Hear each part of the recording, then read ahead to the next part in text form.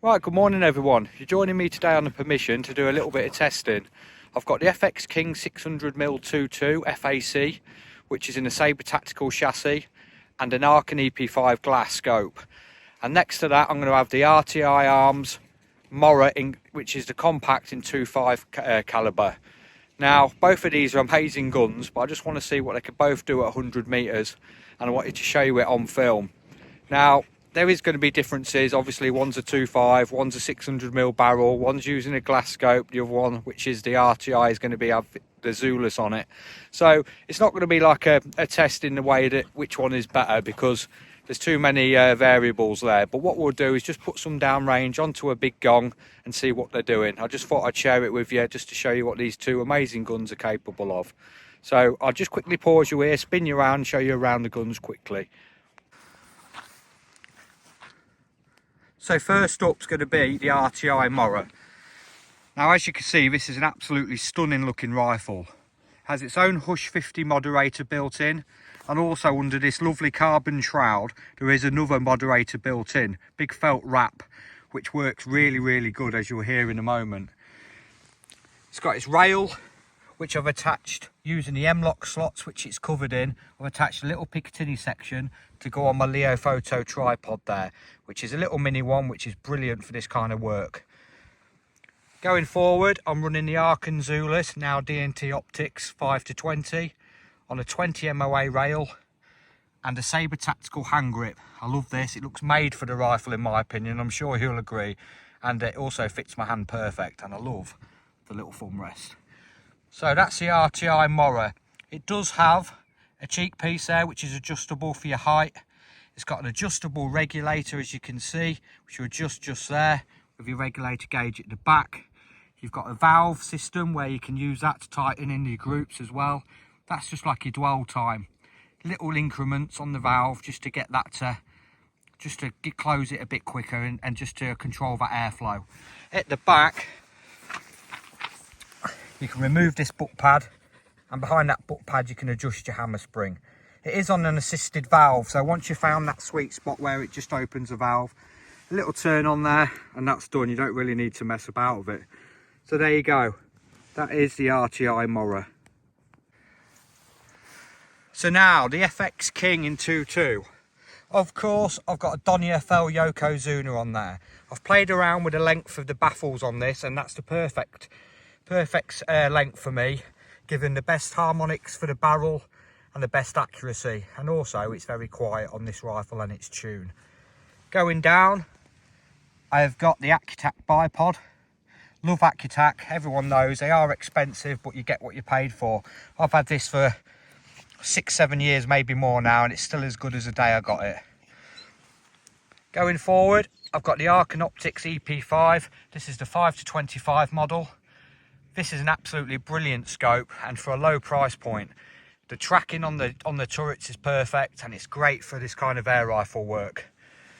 I've got a little Eagle Vision magazine here on one of the Eagle Vision holders. Absolutely brilliant.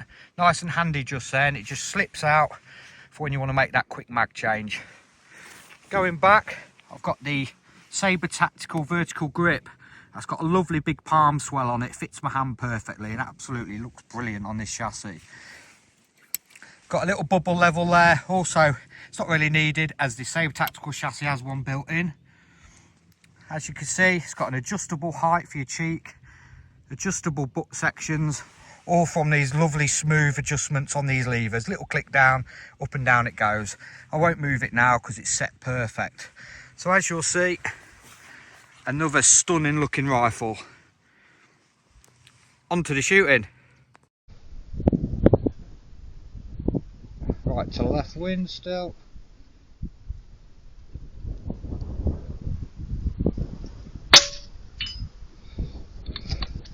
Not bad, pretty much the same spot. Not bad at all.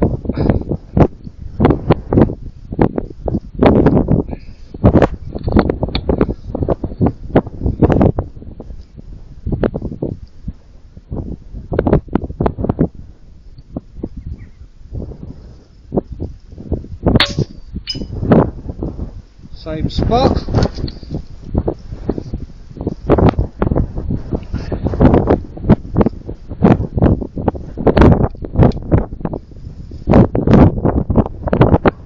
hell of a wind. I think this is going to push a bit slightly further to the left, this one, but we'll keep it there.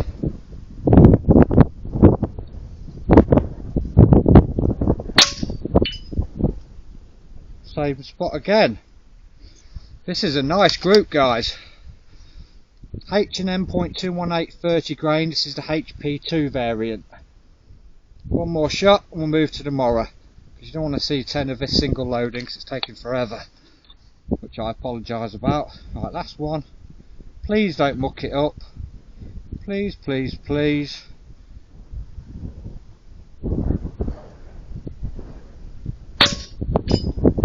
Just slightly to the left, so there you go. That's 5, guys, with the Mora, with the King.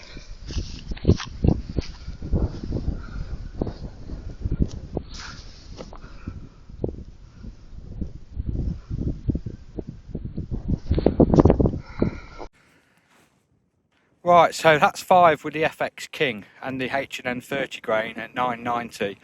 I do apologise about the way it's been filmed and the single shot loading. I've got some different mounts on which I don't normally use, and I need to put my Eagle Vision ones back on to get the height clearance for the magazine. So it's all been a bit of a faff this morning. So anyway, that's 5 shots, and that is really good in this wind. 990 feet per second and perfect. I'm going to go over now to the Mora and see if that can compete with the FX King. Right, guys, as you can see, I've had to move positions because the sun was absolutely blinding. I could not shoot anything.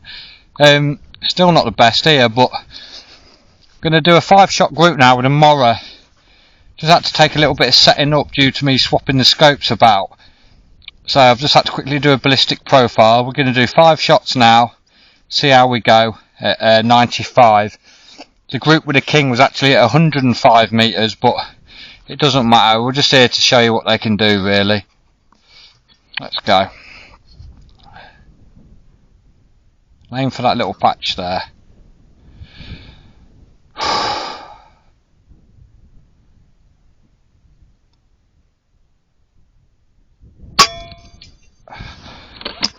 There's one. Wait for that wind's just picked up a bit.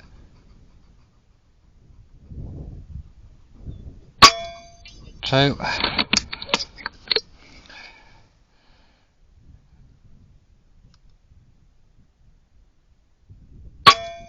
3.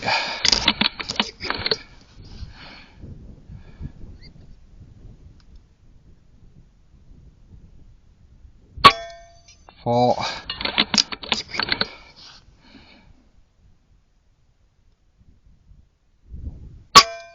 5.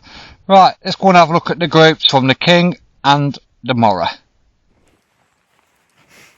Right, gonna have a little walk down and have a look at the groups now. This, as I said earlier, is not a test to see which rifle's better, because there's too many different variables, both tuned totally different. One's shooting at near 1,000 feet per second, the FX King, and this is shooting at 940 with some 41 grain Zans in the 2.5. Now, also one's a compact 500mm barrel, which is the Mora, so there's a lot of variables. Both have been tuned quite well. I've done the best I can with both of them, and hopefully the groups will show that. That first group I did with the King's definitely sub MOA. Had a nice wind then. The wind is a bit different at the moment, so again, conditions change. It's hard to compare the two. So right, we're here now. Let's spin you around. We'll have a look at these two groups.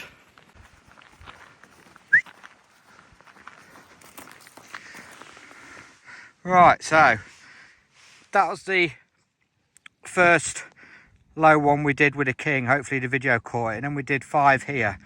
That's 1, 2, 3, 4, and then 5. Always one lets a group down, doesn't it? But yeah, sub MOA, 105 metres that one. And this one is the Mora, as you've just seen. We've got 1, 2, 3, 4, 5. I'd say that's an inch. Oh, let's see if you can see it. 5 shots. 1, 2, 3, 4, 5. Not bad at all. 2 guns, totally different setups, but both with near identical accuracy on that one. I think the King maybe edged it out, but a lot smaller rounds, a lot faster, whereas these are a lot bigger and leaving a bigger print. So it's hard to say which is the best, but I enjoy shooting both of them very much. I love the Mora and I love the King. So there you go, guys. Hope you enjoyed that. It's just a little bit to show you what two great rifles can do. Two completely different setups, but what they're capable of with a little bit of a tune and a bit of fun.